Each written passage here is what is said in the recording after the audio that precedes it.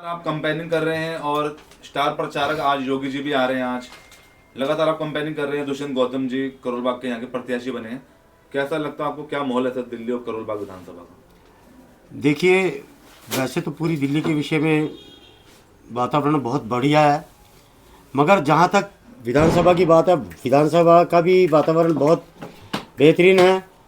और आने वाले समय के अंदर जिस तरह से पहले वातावरण था, धीरे धीरे टाइमली वातावरण बदलता गया।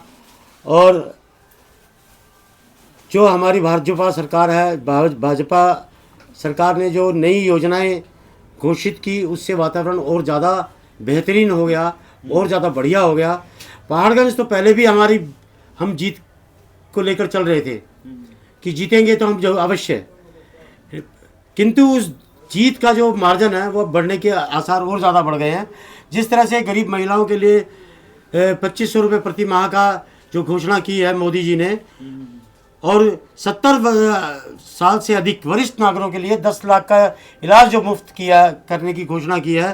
गरीब महिलाओं के लिए मात्र 500 रुपये में सिलेंडर मिलेगा, और 60 से 70 वर्ष की वरिष्ठ नागरिकों के लिए 12,500 रुपये, और 70 साल के लिए 3,000 रुपये पेंशन देने की घोषणा। 21,000 रुपये पोषण के लिए, जो गर्भवती महिलाएं हैं उनके पोषण के लिए 21,000 रुपये की जो घोषणा, मैं कहता हूँ ये घोषणा आज तक किसी ने सोची भी नहीं होगी।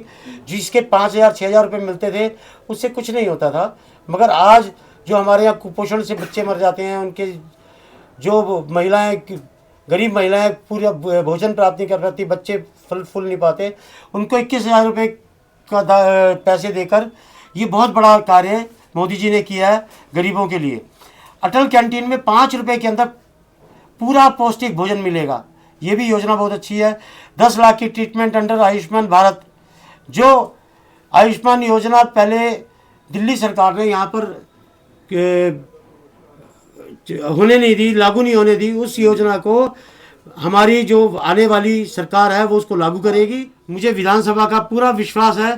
पहाड़गंज से हम जो है कम से कम 10,000 वोटों से हम जीतने वाले हैं। और जिस तरह से आशीष सिंह का कहना है कि यदि बीजेपी की सरकार बनेगी तो झुग्गियां उजाड़ दी जाएगी, जो मुफ्त में बिजली मिल रही है वो नहीं मिलेगी, जो बसों में यात्रा हो रही है वो कैंसिल हो जाएगी, ये मतलब क्या है, इस बारे में क्या कहना चाहेंगे? देखिए, जिन लोगों की आधार जो है झूठ के ऊपर टिकी हो, जिनकी आधारशिला ही झूठ पर टिकी हो, उन लोगों से आप क्या अपेक्षा कर सकते हैं?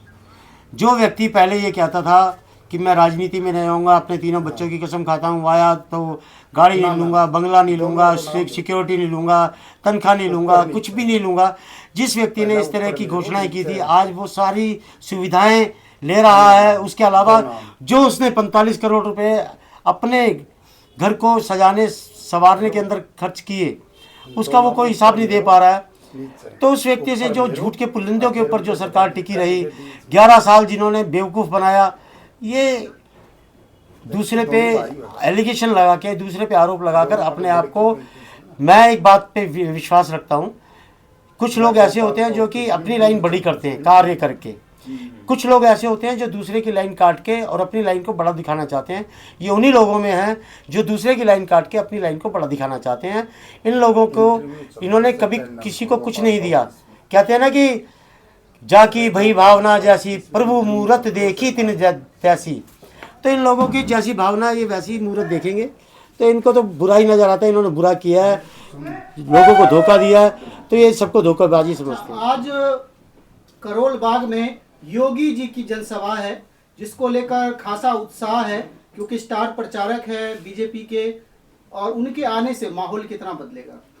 देखिए, योगी जी को मैं बहुत पहले से जानता हूँ। योगी जी के साथ मैंने 2 साल कार्य किया है, उनके साथ मेरा बहुत घनिष्ठ संबंध रहा है, आना जाना रहा है उनके साथ। उनके कोठी पे मैं जाता था, मिलता था। वो बहुत ही कर्मठ और जिसे कहते हैं कि बहुत सटीक निर्णय लेने वाले व्यक्ति हैं। उनके निर्णय बहुत ही बेहतरीन होते हैं, जो उन्हीं के उन निर्णयों की वजह से आज तक यूपी के अंदर अच्छा कार्य चल रहा है, उनकी सरकार टिकी हुई है, और उनके आने से यहाँ के वातावरण में बहुत बदलाव आएगा। और उनके आने से जीत की जो रेशो है वो बढ़ जाएगी, ये मुझे पूरी आशा है। दिल्ली की जनता से अपील करना चाहता हूँ कि सारे भेदभाव भूलकर इस बात को समझ लेना बहुत आवश्यक है कि ये केजरीवाल हिंदू विरोधी है। इसके एक विधायक ने जिस तरह से आज उसके ऊपर केस चल रहा है और सज़ा उसको हो रही है, तो इस बात से समझा जा सकता है किस तरह से आतंकियों का साथी है। और इसलिए मैं सब लोगों से अपील करना चाहता हूं कि अपने धर्म के, अपने जाति के भेदभावों को भूलकर और सिर्फ भारतीय जनता पार्टी कमल के फूल के ऊपर मोहर लगाएं, उसको विजय बनाएं। भारतीय जनता पार्टी बहुत ही सजग और देश हित के कार्य में लिप्त है और हमारे जो प्रधानमंत्री हैं उन्होंने जितने भी कार्य किए हैं वो सारे के सारे देश हित में किए हैं और भारतीय जनता पार्टी देश हित के अंदर ही कार्य करती है। आप एक बार को सारी बातें भूलकर एक बात का ध्यान रखें कि सिर्फ भारतीय जनता पार्टी को वोट दें और धर्म जाति के भेदभाव को भूल जाएं। जय श्री राम।